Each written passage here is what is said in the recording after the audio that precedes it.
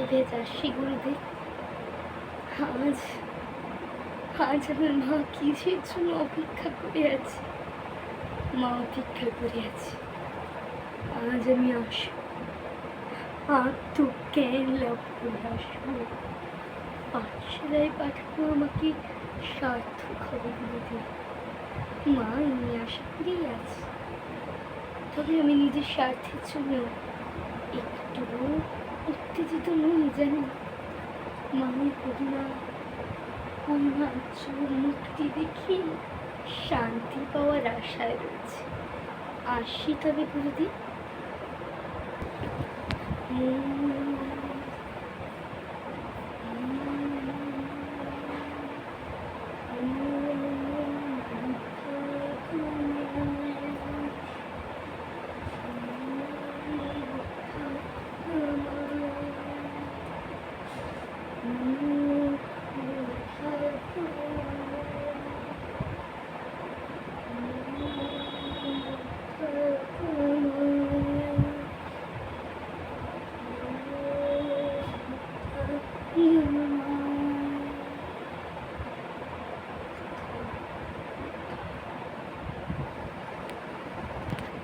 কে কোথায় আছো?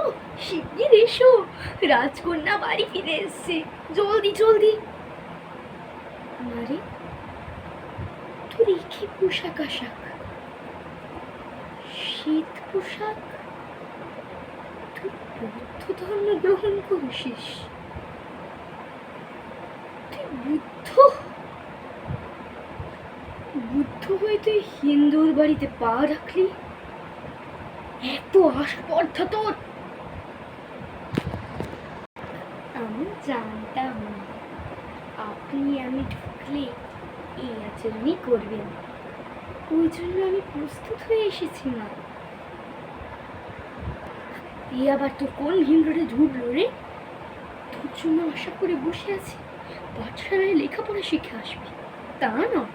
আপনি আত্মজ্ঞান লাভ করে বৌদ্ধ ধর্ম নিয়ে ধর্ম পরিবর্তন করে চিঠিতে তার বিন্দুমাত্র উল্লেখ না করে এই বাড়িতে পা রাখছ। কে দিল তোমায় এত আস্পর্ধা?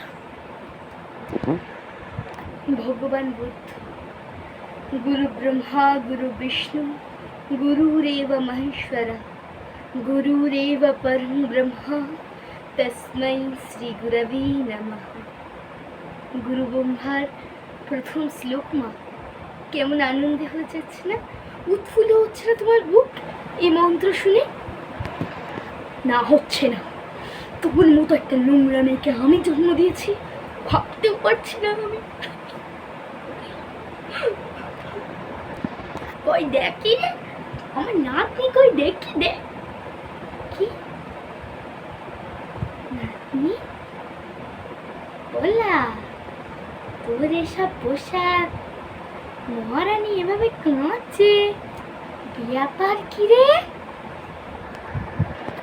দাওয়াই মা, প্রথমেই আপনাকে অসংখ্য ধন্যবাদ আমাকে পাঠশালায় ভর্তি করার উদ্যোগ দেওয়ার জন্য। আমি বৌদ্ধ ধর্ম গ্রহণ করেছি, তাই মা একটু অনুতপ্ত, তাই কাঁদছেন।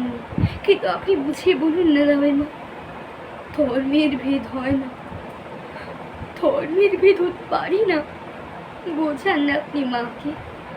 দাওয়াই মা, কিলা তোকে পড়াশোনা করতে পাঠিয়েছিল, ধর্ম পরিবর্তন করতে নহে। আমি তো মাকে বোঝাতে পারবো না।